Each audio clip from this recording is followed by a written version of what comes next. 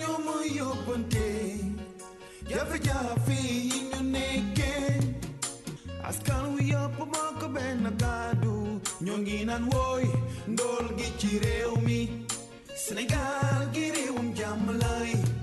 liggéey leen te bàyyi coow li bàyyi xiiroo te bàyyi ngaayoo askan wi lool la ñuy xaar ci yéen. kon mbokk yi gannaaw bañ leen nuyoo bi nga xam ne ni moom moo gën a sell ci nuyoo yi amati nañu mbégte gu rëy di dellu siwaat ci seen émission jàkkaarloo askan wi comme ni ma koy faral di waxee émission la boo xam ne nii yéen askan wi yéen a ko tax a jóg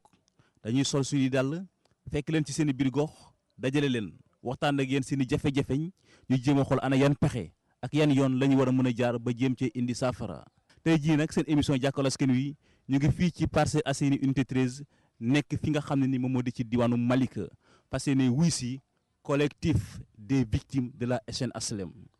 collectif nag bu ñu ko waxee mooy maanaam ña nga xam ne nii waa Parcelles Assainies ñoom ñoo leen jaayoon far yàlla dogal ndox mi ñëw daal di nangu seen i kër ba léegi nag ñu ngi topp ci ginnaaw SN HLM pour que mu indemniser leen wala mu toxal leen mbir yi te këcc lu nekk nag def nañu ko fu nekk dem nañu joytu ko fa mbir yi tëw a sotti léegi leen dese mooy gàddu seen i yoxo topp ci mbedd mi yuuxu wàllu ñooñu lañ fi wuyu si tey su ko defee ñu waxtaan ak ñoom par rapport ak seen i jafe-jafe yooyu la ñu jéem a xool ana yan pexe ak yan yoon la ñu war a mën a jaar ba jéem ci indi saafara. askan wi ñoo ma yóbbante jafe-jafe yi ñu nekkee dañu seetlu atum 2000 ba léegi li xew ci réew mi musu fee xew askan wi yëpp bokk benn kàddu ñoo ngi naan wooy ndool gi ci réew mi ñuy jooy te noppee gu ñoo Senelec ñu doggali ñu ñaari facture yi ñu teeroo ba imam yi wàcc ci tali bi sama maam daan leeb naan atum 2000 naataangi lay doon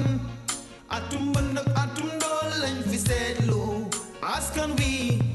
sonn nañ Sénégal gi réewum jàmm lay liggéey leen te bàyyi coow li bàyyi xiiroo te bàyyi ngaayoo askan wi lool la ñuy xaar ci yéen Sénégal gi réewum jàmm lay liggéey leen te bàyyi coow li bàyyi xiiroo te bàyyi ngaayoo askan wi lool la ñuy xaar ci yéen ñu ngi naan plan REVA askan wi yëpp dañuy rêvé ñoo ngi naan plan Jaxaay askan wi yëpp tëddee njaaxaanaay nga togg ba ci digg bi gaz bi jeex nga wër ci mbedd mi gisuloo dara xale yi tàmbali ili jooy papa dama xiif yaay dama xiif nga fal sa député assemblée ngir mu toogal fi askan wi. kon mbokk yi sànq rek ni mu leen ko waxee woon ci présentation bi ñu ngi fi nga xam ne ni moom moo di ci Parcelles Assainies unité 13 nekk ci Malika fas yéene wuy si collectif bi nga xam ne nii moom moo di collectif des victimes de la SN HLM daanaka seen slogan lenn la mooy arnaque par l' état réduit à l' état de SDF maanaam ñi nga xam ne tey jii amuñu fenn fa nga xam daañu fa dëkk wala SDF maanaam sans domicile fixe ñooñu la ñuy wuy si tey jii seen woote ñu fas yéene waxtaan ak ñoom par rapport ak jafe-jafe yi nga xam ne nii moom la ñuy dëkk di dund ci seen biir gox boobulee ndax xam ngeen ni unité 13 Parcelles Assainies la te buñ ne Parcelles Assainies cela veut dire que Parcelles Assainies c'est Assainies waaye fii li ñu fi gis mooy dañ fi gis benn quartier boo xam ne nii donte le tur wi ngi fi waaye wuyoowul turam ndaxte parcelle bi c'est pas Assainies loolu waral gox yu ci bari tey ñu ngi dund ci biir mbënd mi am na ci sax ay nit ñoo xam ne tey jii tëj nañu seen i kër dem uti feneen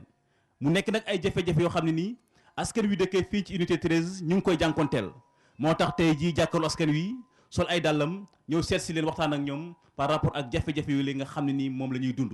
ci loolu maa ngi fi nekk ki nga xam ne nii moom moo di Mamadou Abdoulaye Diouf Mamadou Abdoulaye Diouf nag moom moo di délégué de quartier nekk aussi professeur en retraite moom la ñu fi dalal tey su ko defee ñu ubbeeg moom émission bi laataa kon ñoo dellu si waat ci askan wi di leen jox kàddu gi délégué asalaamaaleykum. kon nag ba ma sante yàlla sant Seydina Mohamed julli ci Seydina Mohamed sallallahu alayhi wa sallam may tàmbalee nag sant leen yéen waa Walfadjri ndaxte yéen a ñu jox instrument bi tax suñu baat mën a jëm kaw ñu dégguñu ba loolu pare nag may sant képp kuy kilifa diine ci Sénégal di sant autorité étatique itam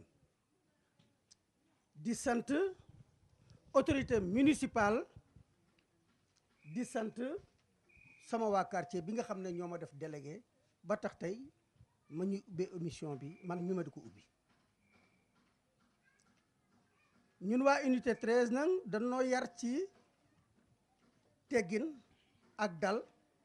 ak fayda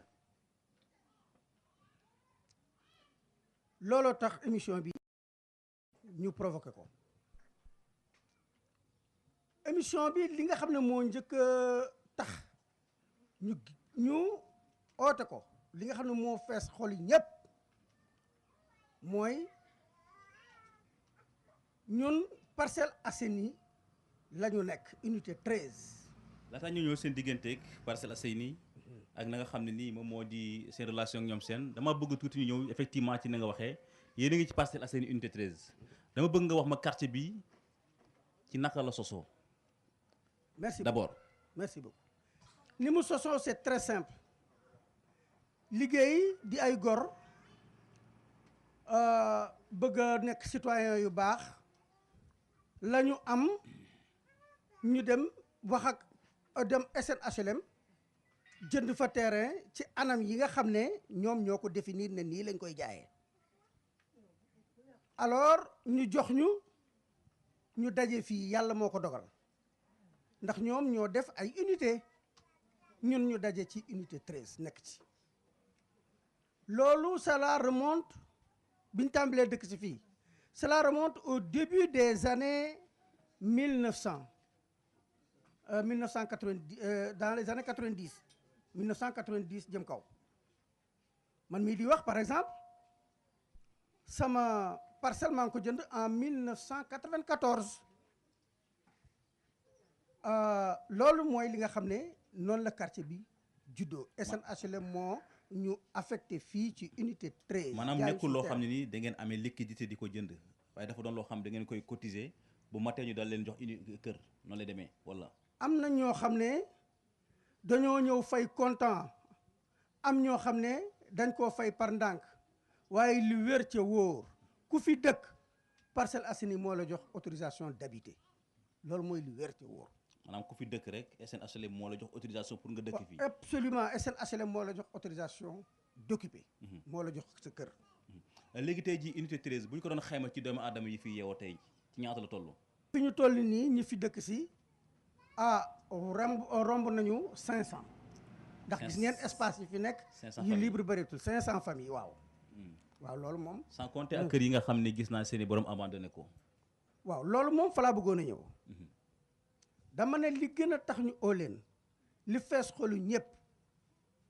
mooy dañu fee dëkkoon temps yooyu taw amutoon pratiquement kontaan lool di tabax suñuy juma déggoo ku ñëw ñu dem accueillir la ak lépp taw bi yegsi c'est dans les années 2006 2007 et cetera avant 2010 alors yàq kër yu bari ñii seeni kër yàqu seen yaakaar tas ñii seeni kër fees dell ñuy dëkk ci biir ndox mi ñii ñoo xam ne dañoo amoon njariñ lool ci quartier bi damay tudd tur tout de suite ku mel ne Mamadou Sow mii amoon njariñ ci quartier bi ñëpp gis ko mu obligé bàyyi fii dem ca mi fi doon épanouir ma ngeen mayaat ma mu tuddaat keneen ku mel ne Samba Seck moom it mu dem fi mu ne nii ma nga gore. doon gendarme dégg naa ci wax daal am na ci ay borom kër yu bari yoo xam ne nii tëj nañ seen kër dem nañ seen yoon. tëj nañ seen kër dem nañ seen yoon waaw. te pourtant kër yooyu ay xaalis dañ ci def. ah way Parcelles Assainies la sa parcelle kii comme SNHLM la moo ñu ko jaay caftu na Parcelles Assainies la ñu jaay kon kay moom lu ci am moo ko waroon a def am na sax yoo xam ne ba ma mayee ma wax nga xam ne fu ñu jaar ak ñoom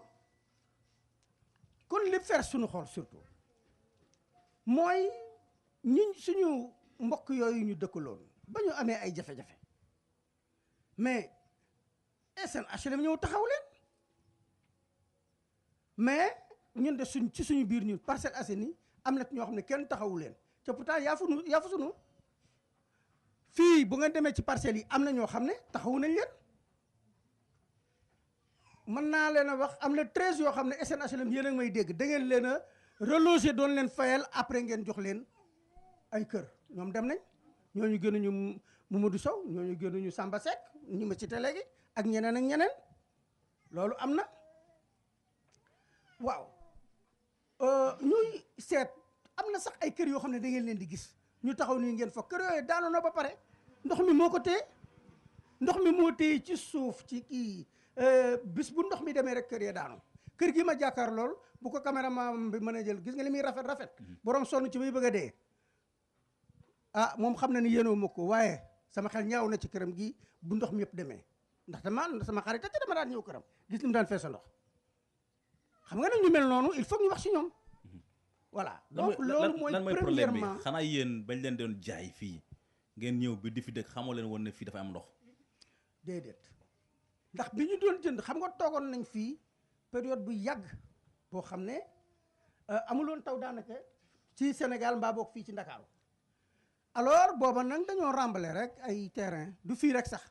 def nañ ko rembler ay terrain rek jaay ko nit ñi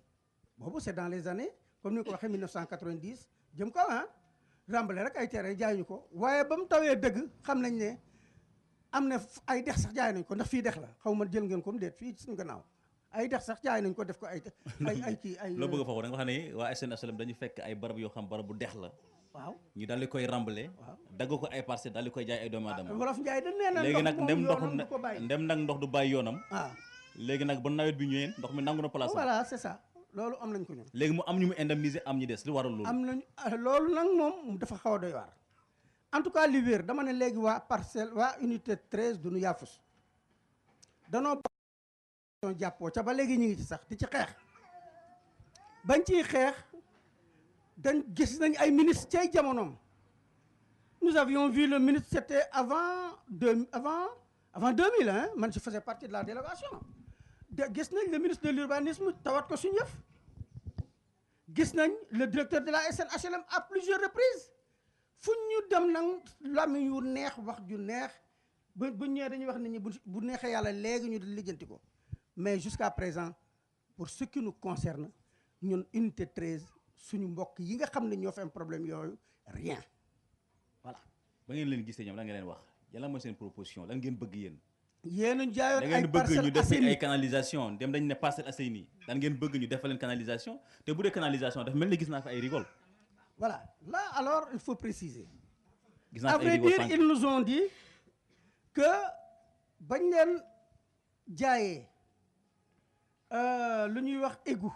c'était pas prévu mais ñun nee nañ leen wax leen ban ajout lañ mën a def pour ñu defal ñu égout bi ndox mi ñëwee nag parce que ñun mosuñu woon yaakaar man sama kër ku fi daan ñëw da ngay njuró ci sama buntu kër ndax période boobu da amuloon taw ñun ñi ñëpp dañu waxoon ci biir suuf si lañ dëkk ndekket yoo te remblage rek la woon léegi nag alors bi ndox mi ñëwee ñu ne leen kon da ngeen ñuy defal ay canalisation dëgg la parce que dama ne ñun dañ ñoo yar ci teggin ak wax dëgg éthique daal dañ man moom lañ ma yare ma ñun itam moom ci lañ ñu yare du ñu nëbb lu ñu def waaye du ñu waxal kenn tim loo ñu deful gis fi ay tuyaux yu ñu def tuyaux yooyu def nañu ko mooy tuyaux yu ponkal yi nekkoon ci wetu raay bi laa yooyu lañ démonté indi ko fii def nañ ko fii am na lu mu faj wax dëgg yàlla ndax ne amoon na fiy temps bu tawee on était tous dans le désarroi waaye am na lu mu faj mais fajut lépp waaye damaa waxati encore une fois ñun li ñu gën a fees suñu xol mooy suñu mbokk yi nga xam ne amatuñu kër ca kenn defalu leen dara. mel ne dañ leen di ignorer loolu daal bëgg nañu. léegi yéen lan ngeen bëgg yéen SNHLM yëg loolu Parcelles Assainies unité 13 ñu ngi leen di wax bul ne ma ne SNHLM yëgul lii li nga dundi kon SNH yëgu ko. dafa mel ne da koo yëgul laa wax yëg kay def na. kon yéen boobu léegi dafa leen benn démarche. def nañu démarche wax naa leen on a vu à plusieurs reprises le directeur de la SNHLM. wax rek. wax rek yàgg na ba tey jii na. léegi délégué dama bëgg nga wax ma dans les années 2000 dama bëgg nga wax ma ba léegi. yéen lan ngeen bëgg da ngeen bëgg ñu jëlee leen fii yóbbuwaat leen feneen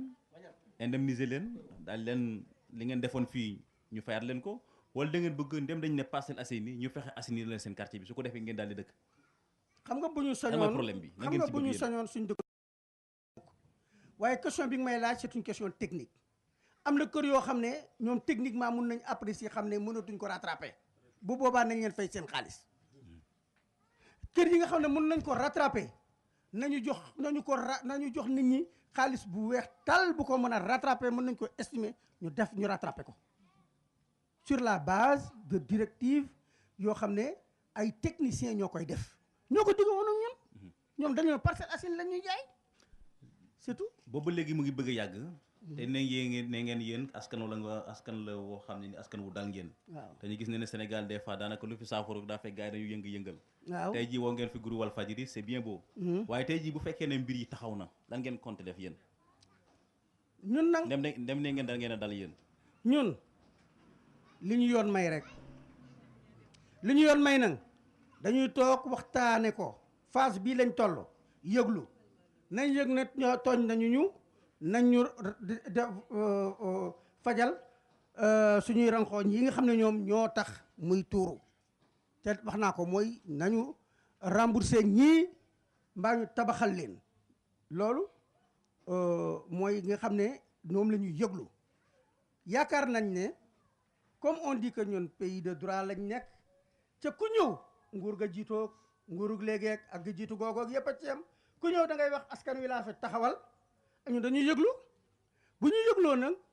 ba nga xamee ne wóor nañ ñëpp dégg nañu jëfuñu dara ñun nag ñun duñu ñàkk fayda dañu wax ñu danañ utaat yeneen pexe mais boobu day fekk ñu waxtaan ko ba pare du ma ko mën a définir fii xam nga loolu mooy li ñu gën a fees suñ xol laa waxoon mais am na yeneen muy fii boo fi ñëwoon guddi gis ne éclairage public amu fi ca éclairage public fu mu amul rek danger la moo fa nekk ay agression ay bande yuy sàcc ay xar di ko rek yooyu yëpp dafiy am maanaam insécurité kon nañu defal éclairage public yomb na ay poto lampe rek la ci mbedd yi ñun waa unité 13 ñoo wax loolu beneen aussi danañ ko wax mooy suñu école bi mënut a absorber suñu doom yi buñ ñu mënoon a dooleel ay classe bu doon ñaari classe sax dana soxla dañu ko et enfin nga bàyyi ma aussi yaa ko waxoon sax départ bi ma wax tuuti les autorités municipales yéen ñi ñuy doog a fal ñun waa unité 13 xam nañ lu xew de dañu nekk ci 3e acte de la décentralisation te loolu mooy dañu dooleel communes yi comme dañoo dooleel communes yi am ngeen doole lii ñu wax adressé nañ leen ko lu ciy seen part ñun waa unité 13 ñu ngi leen di déglu comme yéen a ngi doog a ñëw jiñuñ leen dara waaye ñi ngi leen di wax li nga xam ne moo fi am ci am ngeen ci lu ngeen ci war a def ñu ngi leen koy wax correctement. jërëjëf délégué mu nekk ubbite la rek goo xam ñu ngi ko doon def ak ki nga xam ne nii moom moo di Mamadou Abdoulaye Diouf moom mooy délégué de quartier unité 13 Malika Kër Massar moom lañ fi doon dalal mu wax ci li nga xam ne ni moom moo di situation bi nga xam moo nekk fii ci unité 13 bu Kër Massar bu Malika kon ubbi na nag léegi li ñuy def mooy delloowaat kàddu gi askan wi su ko defee ñoom it ñu fësal jafe-jafe yi nga xam ne ni moom la ñuy dëkk di dund ci seen gox bii. askan wi ñoo ma yóbbante jafe-jafe yi ñu nekkee. situation école bi rek laa doon wax. ak melokaanam ndax école bi ñu ngi ko construire woon depuis 2004 boobaak léegi yaakaar naa ni war na am fukki at léegi mun naa la wax ni salle de classe yi boo duggee ci biir on dirait que dégg nga ay kaña ñoo fa dëkk ay kaña ndax dañ ko war reprendre salle de classe bu nekk ñu defal ko ñu def ko chape incorporée ci bâtiment mooy nga jël béton boole ko ciment ak grainderie nga mën ko defar mu dëgër sinon wax dëgg yàlla boo duggee foofu dina doy waar loolu ak melokaanam. Deuxièmement defoon nañu deuxième salle de classe ñu ngi ko commencé woon 2012 ba tey jii may wax ak yow travaux yi parewul mu des liggéey boo xam ni. lan moo tax parewul. parewul ki nga xam ne mooy entrepreneur bi ko yoroon depuis ñaari at kenn gisatu ko boobu nag mu xaw ñu jaaxal léegi ñun comme doole amuñu ko nag ñu ne léegi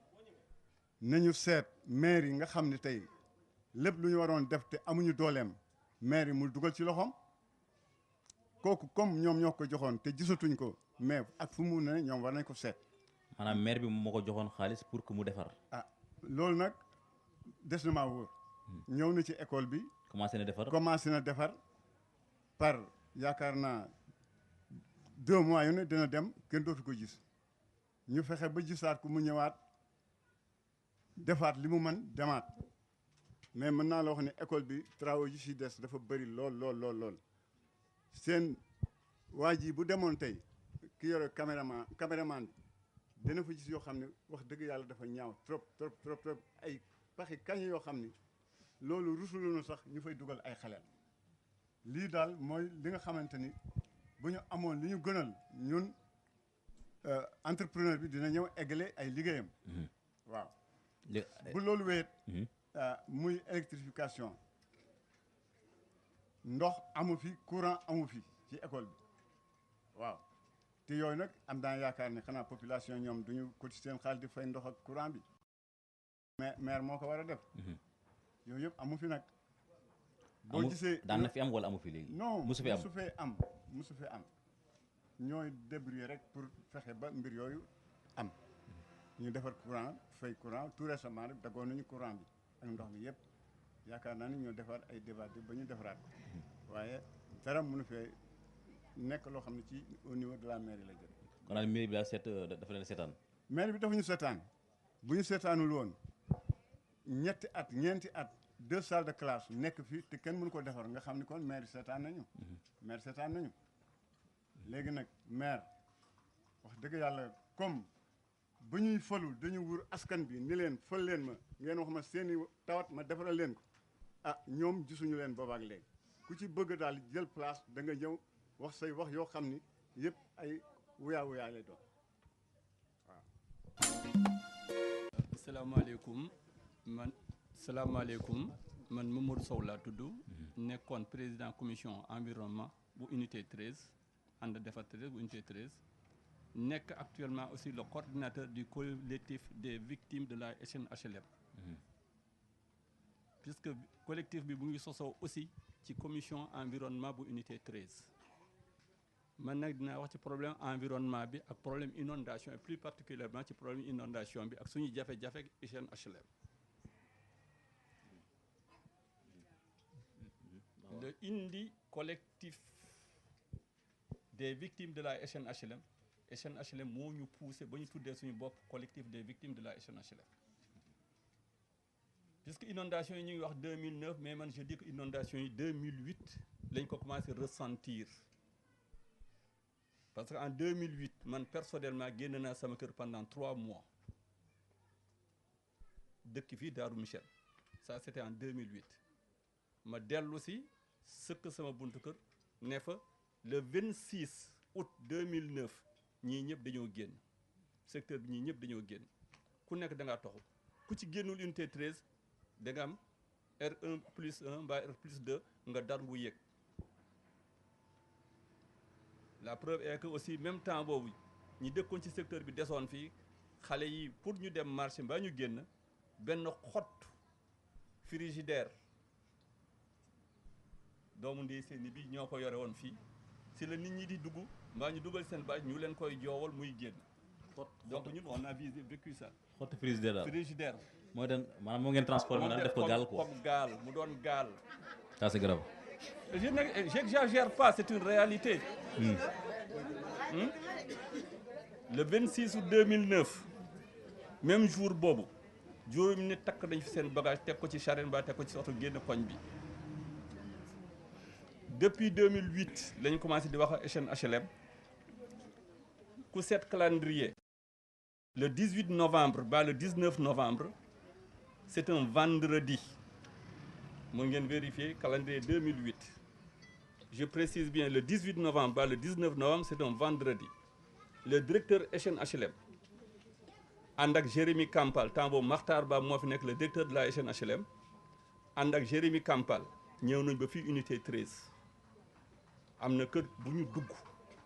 ñu duggee ba ci kër ba bu ñu kër gi situation kër gi nu mel ñoom si bopp ils sont lamentés nee nañu kii du yoon. 2009 ñu commencé jokkoo ak SNHLM di bindante ak SNHLM SNHLM mosuñoo nangu tontu benn yoon. ñu bind le préfet de Dakar temps boobu je précise bien c'est un Ibrahima Sakho moo fi nekkoon le préfet de la ville de Dakar ñu yëg ne dañuy def sitting dañu bëgg a def sitting SNHLM ñu def toute la procédure dem police man mii maa dem police man nañu enquêter. li nga doon bind lan la. pour demander dem manifester au niveau de la SNHLM parce que sonn nañu SNHLM mosu ñoo nangu tontu benn yoon. lan ngeen bindoon SNHLM. mun ñu recevoir ñu discute ñu waxtaan ak ñoom. lan ngeen bëggoon c'est-à-dire que lan ngeen bindoon ci demande bi da ngeen bëggoon mu recevoir leen. mu recevoir ñu bu leen recevoir lan ngeen ko bëggoon àggee. won ko jafe-jafe ñu ñuy vivre seet ban solution lañ ci mun a am donc SNHLM def la sourde oreille moo suñu recevoir yoon yu bëri lañ ko bind. bi Ibrahima Sakho intervenir le secrétaire général la HLSM temps boobu kii kan la woon je pense que c'est Xavier Kane. tontuñu par une correspondance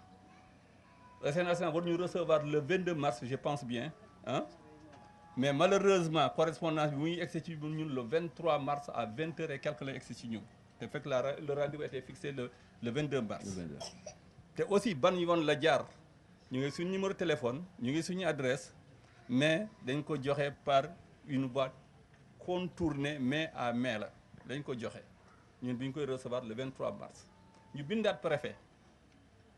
wan ko ne le retard bi ñu jot ci kii bi ba ñu wax balaa ñuy wax ne ñun ñoo bañ a présenté wu ñoo bañ a présenté ci rendez-vous bi le préfet réactiver ses canaux la SNHLM recevoir ñu et ñan ñoo ñu recevoir au niveau de la SNHLM temps boobu ñu ngi dem sous l'étiquette de And Defar 13 ñan ñoo ñu recevoir gisuñu le directeur général